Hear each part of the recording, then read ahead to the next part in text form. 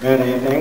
My question is about tourist accommodation units, otherwise known as TAUs. There's been a lot of discussion recently about the city of South Lake Tahoe allocated TAU units being sold outside of city limits. So my question to you is, what are your thoughts on city limit TAUs being sold outside of the city?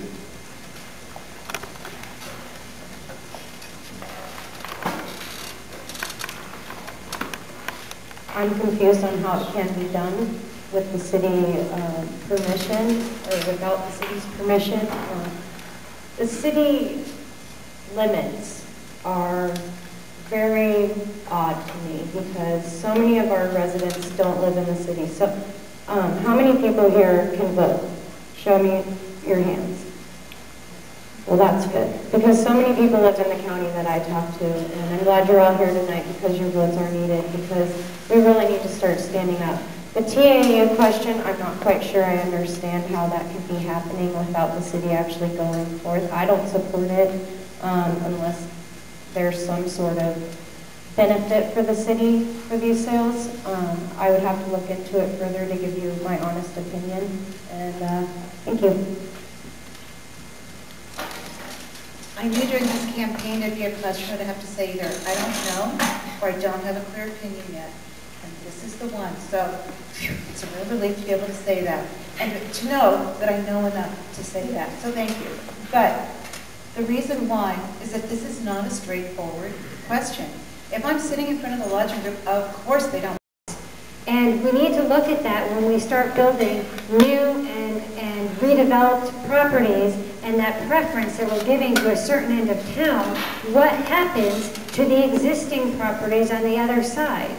We have a lot of aging properties, and if there wasn't overcapacity, there would be more investment in those aging properties by those property owners and not by the city. So getting the property owners to take responsibility for their own properties and put their own money into redeveloping those properties. So I'm not for building more timeshare, hotels, or lodging units until we can fill the ones that we have. The short answer is it depends upon the project, and it depends upon what the fundamental benefit is to the city. It's always a trade-off whenever you are dealing in any kind of commodity, which is the TAUs have become. However, I think that this issue needs to be addressed not just on a local city level, but we need to look at it as an entire South Shore, and we need to look at it regionally. We need to plan where we're going to put our tourists. We need to plan where we're going to build our community. And we are in the process of doing that now. I also think that this is a place where the city needs to be a leader when it comes to TRPA regional plan, because now that's all under negotiation.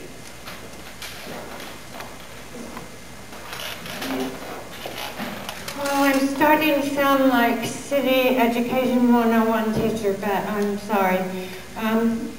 There was a Solomar report done, and I was very active in having input in that as well.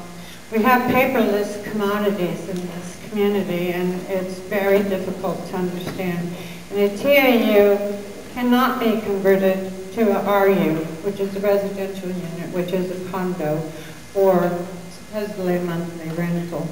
We had excess a long time ago of 10,000 TAUs in South Lake Tahoe because of the Olympics at Squaw. There was a study done. We certainly did not need 10,000 hotel units any longer. We're down to 6,000.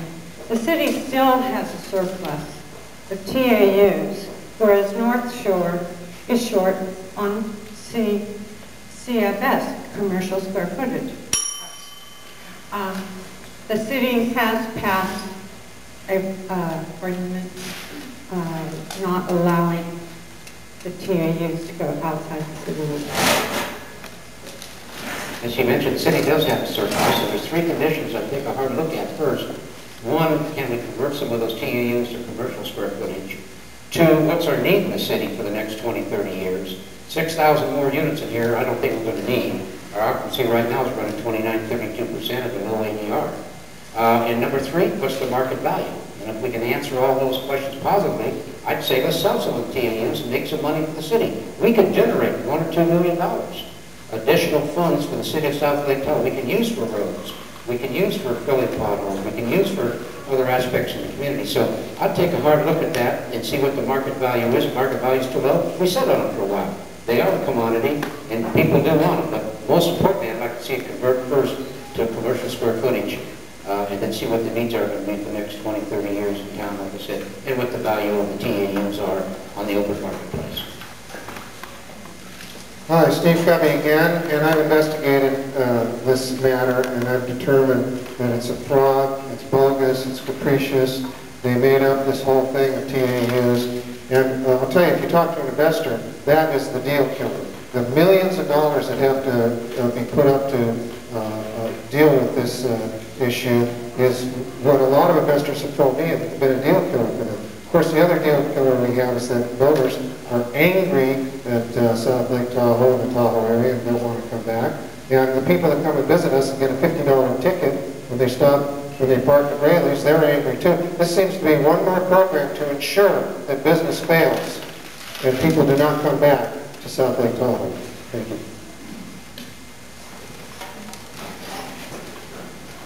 The TAUs is a complicated issue. I would actually like to see TRPA reconfigure how they look at TAUs. Because you know, when we take one motel room and we want to convert it into a larger room, then we have to convert one TAU for two TAUs, and it gets very, very complicated. And so I'd really like to see TRPA redefine TAUs. As far as the city selling TAUs, I agree with Tom. You know, commercial floor space, TAUs, we need to look at the inventory, we need to look at the value, and we need to look at what the exact asset to the city would be and what the asset would not be if we were to sell those TAUs. At this time, there shouldn't probably be any changes until once the convention center is finished. Then we'd follow up there to see what it needs and what is necessary to be done to whether to keep things or change things and see how well things are done. I personally am not current on the whole situation there, but I have to follow up and find out more about it. Thank you.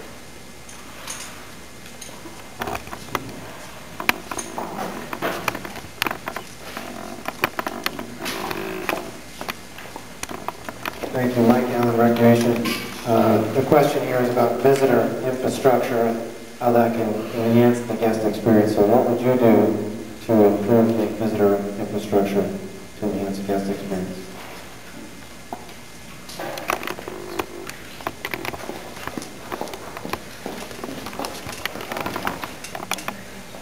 I had one real issue here over the summer.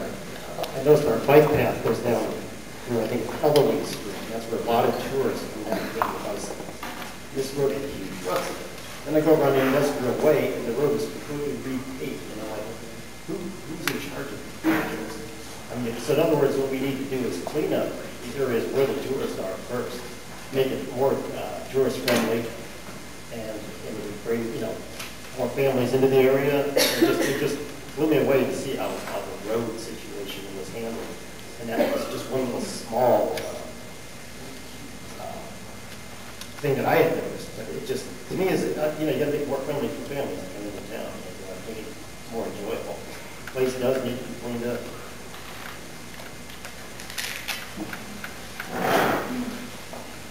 I believe that we as a community need to be more friendly to our visitors. They are paying for a lot of the things that we get to enjoy all year long. We need to enhance their experience. I live by Eloise and I ride my bike that way a lot, and it would be much more beneficial to have roads that bikes can go on. Signage, I'm constantly telling people as they turn on to 15 that they need to go back and kind of go to the left and get on the bike path. So I think we need to have better signage. The experience at Heavenly Village, I think, is very beneficial to the tourists that visit us here. And I think with the completion of the convention center, we will be able to have that world-class destination, and people will want to come back over and over and over again.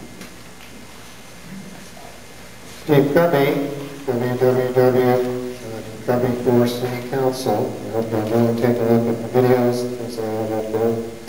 I say to the Heavenly representative, I skied 1.2 million vertical feet last year, and I've skied all over the world, and I was totally impressed with the job that Heavenly does. You people understand tourists. I've been at world-class resorts all over the world. Heavenly is being operated in a world-class way. I would not presume to tell you what we need to do. I would like to meet with you and have you tell us what we need to do. Results don't lie. You guys know how to deliver the results. I don't want to lecture you. I want to hear from you what we need to do. Thank you. John Davis. We are a recreation community, and I think we've seen a shift over the years because of the proliferation of Indian gaming in Northern California. 39 casinos now, one right on Highway 50. We have to sell the sizzle and reinvent ourselves as a first-class recreation destination, which I think we already are. But we look at ecotourism. One of the busiest parks in the whole city is right there on Lakeview Avenue. And unfortunately, it's mirrored up in some litigation right now, but it'll be up and running by next year. I want to see some more world-class disc golf at our local Bijou Park. That's very popular in our community. Our bike path, we need to connect all of them so people come in and ride their bikes all around. I was just down at the Stream Profile Chamber. What a great asset for our community. We need to kind of sell those kind of activities and visitors. I shot some beautiful pictures of the mother and the cub last weekend feeding on the kokanee. Yeah, and that's a fantastic event to have visitors and even our locals go and see. How many have been down to Taylor Creek this year? You ought to go down there. Kokanee's funny. Thank you. I'd like to applaud Heavenly as well. They've done a great job, and they do it very well. And Gondola is a real asset to this community. When I've talked to the public, this subject has come up a lot in the community, and it's the bike trails, and that was the one subject that most of them brought up, and it was the condition of the bike trails. I would like to see them improved. I would like to see how we're going to fund the improvements. We can usually get grants to build them, but we don't get grants to maintain them. So when you get free money, sometimes you have to pencil it out in the long run and see how much your free money is costing you. I had suggested that maybe if we advertise for more biking events, that possibly there could be contributions in that way to help the maintenance. Thank you. The answer is we need to get over the schizophrenia as a city. Are we a tourist destination or aren't we a tourist destination? Let's take bike trails. Tahoe City has had more than $8 million of the Conservancy money planted in bike trails. They've done enormous projects on the North Shore that could have been done here.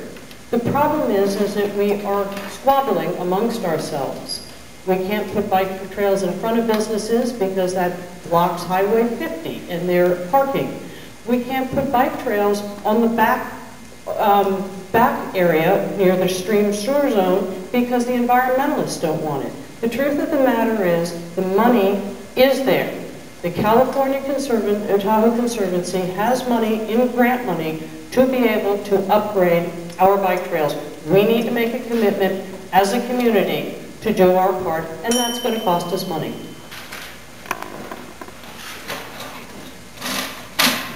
I would also like to applaud Heavenly on their outstanding commitment to our community and the outstanding job that they do for guest experiences. I snowboard there, and you know, it's always a pleasant experience, and people always have smiles on their faces and welcoming you when you come and leave. And that's what we need to do when our tourists come to our town.